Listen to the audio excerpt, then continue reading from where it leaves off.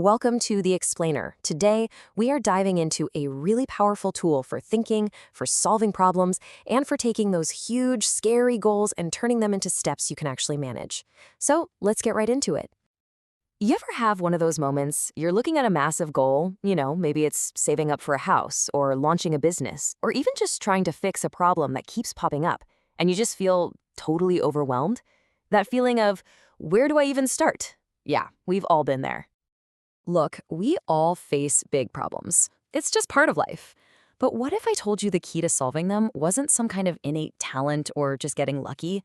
What if it was a surprisingly simple tool? The difference maker is often just your approach.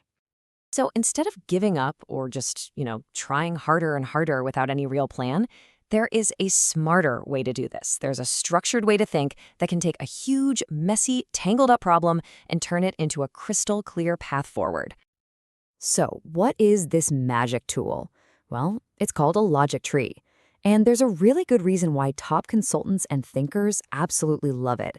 It's incredibly effective, and as you're about to see, it's actually way simpler than it sounds.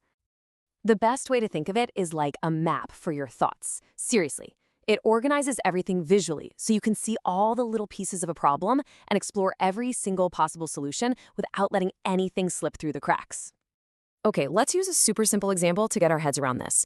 Imagine you're trying to categorize a class of fourth graders, right? You could split them by gender, boys and girls, or by height, or by which hand they write with.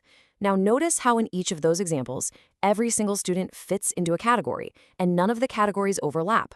That core idea has a name. It's called MECE. That's spelled M-E-C-E. And it stands for mutually exclusive and collectively exhaustive. And that, right there, is the secret sauce that makes a logic tree work so well.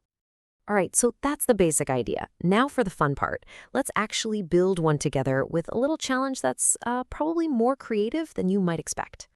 Here is our problem. You want more pepper, and you want it faster. And you can't just shake it harder or for longer. So how do you solve that? This is where the logic tree really starts to show its power. Okay, so the most important thing is to start broad. When you boil it all down, there are really only two main ways to get more pepper out. You can either make the top of the shaker itself bigger, or you can figure out how to get more pepper to come out of the surface area you already have. See that? We've split the problem into two totally separate, messy paths. Now let's go a level deeper. We're going to focus on that second branch, getting more pepper from the area we've got. How could we do that? Well, it's pretty simple. We can either add more holes, or we can get more pepper to come out of each of the existing holes. Again, two clear, non-overlapping options. We're building our tree, and we can even go one level deeper. To get more pepper out per hole, we can do one of two things. Make the holes bigger, or make the pepper grains smaller so more can fit through. And just like that, we've arrived at specific, actionable ideas. These are the leaves of our tree, the final solutions. We started with a vague problem, and now we have real, concrete things we could actually do. And get this isn't just some silly game. A real-world spice company actually used this exact logic. They made the holes in their shakers bigger, and their sales shot up. Why? Because customers used up the pepper faster and had to buy more. A simple change, all discovered through this kind of structured thinking. Amazing, right?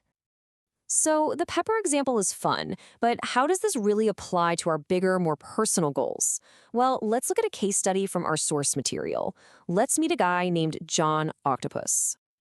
John has a dream. He wants to be a CGI animator, and his very first step is to buy a specific used computer that costs $500. And he's got a deadline, 6 months. This is a perfect problem for a logic tree because it's so specific, it's measurable, and it's time-bound.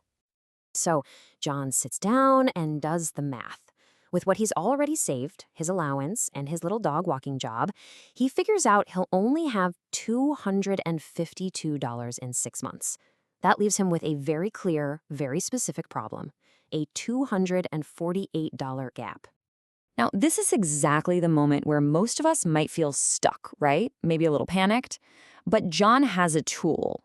He knows at the highest level, he can either increase his income or he can reduce his spending. It's time to build his tree. And here it is, his tree. He maps out his two main branches, increase income and reduce spending.